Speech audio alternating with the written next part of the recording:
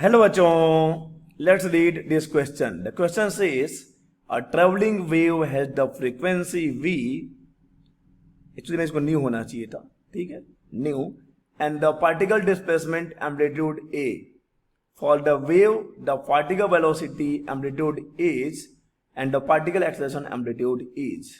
चलिए, तो सबसे पहले बात कर लेते हैं की कंसेप्ट की कंसेप्ट,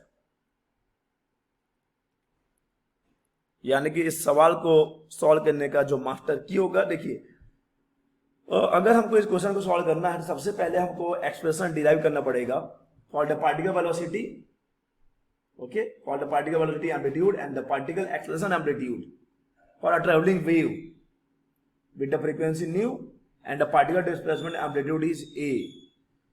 तो यहां पर हमको वेलोसिटी का जो एम्पलीट्यूड, यानी कि देखो एम्पलीट्यूड का सिंपल सा मतलब होता है मैक्सिमम वैल्यू. तो वेलोसिटी का मैक्सिमम वैल्यू चाहिए, एक्सेलरेशन का मैक्सिमम वैल्यू चाहिए, और डिस्प्लेसमेंट का एम्पलीट्यूड एक गिवन है, फ्रीक्वेंसी न्यू गिवन है, ये न्यू है. तो देखो, पहले हम की कंसेप्ट में किसको लेंगे. की कंसेप्ट में हम बात कर लेते हैं कि अगर एक सिंपल हार्मोनिक मोशन वेव जो कि आगे बढ़ रही है, सिंपल वही देखो जिसको हम वेव बोलते हैं, प्रोग्रेसिव वेव जो कि बनता है पार्टिकल के ऑक्सीलेशन से. आपको पता है कि किसी भी वेव में पार्टिकल कहीं नहीं जाता, पार्टिकल अपने जगह पे ही एसएसएम करता है. तो उसके लिए हम इक्वेशन क्या लिखते हैं, y equal to a sine omega t. Okay, y equal to a sine omega t simple harmonic motion का इक्वेशन है, और the particle oscillating simple harmonic motion. तो ये हमारा मेन कॉन्सेप्ट रहेगा. और अगर जब हम वेलोसिटी की बात करें तो d y by d t हो जाएगा, और एक्सेलरेशन की बात करें तो d v by d t हो जाएगा.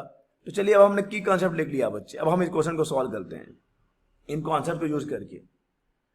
तो देखो यहां पर y is equal to a sine omega t. हाँ, तो omega is equal to 2 pi nu भी तो होता है ना.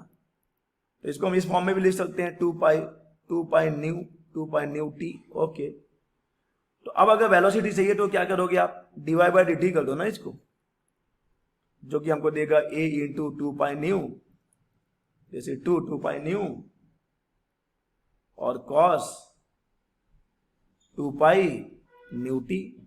न्यू ना, याद रखना न्यू है, ये वेलोसिटी नहीं है, v इधर है. तो v मैक्स कब होगा, ठीक है, v मैक्स यही तो है, v मैक्स ही तो आपका.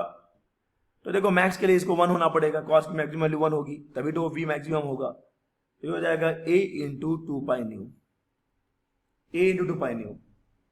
तो यही तो है आपका answer, this is v max, यानी कि वेलोसिटी का एम्पलीट्यूड यही है. अगर एक्सेलरेशन की बात करें तो कुछ नहीं करना बच्चे, a equal to d v by d t ना. अगेन करो इसको डिफरेंशिएट, तो माइनस ए, इसको डिफरेंशिएट करना ना, ये फंक्शन है टाइम का. माइनस ए इंटू ये 2 पाई न्यू का स्क्वायर आ जाएगा, 2 पाई न्यू का स्क्वायर, और ये again sine 2 pi nu t आ जाएगा.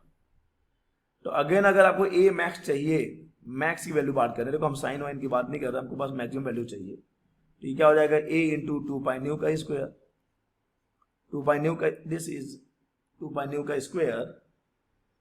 ओके, तो अब देखो हमारे पास v मैक्स भी है और a मैक्स भी है.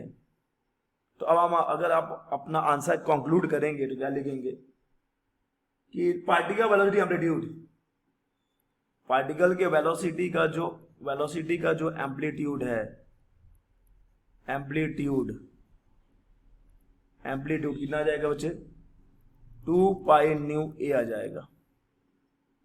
और एक्सेलरेशन की अगर एम्पलीट्यूड की बात करते हैं, एक्सेलरेशन एम्पलीट्यूड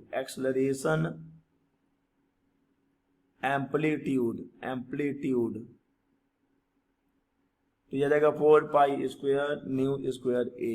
ओके, तो ये आंसर हो जाएगा हमारा.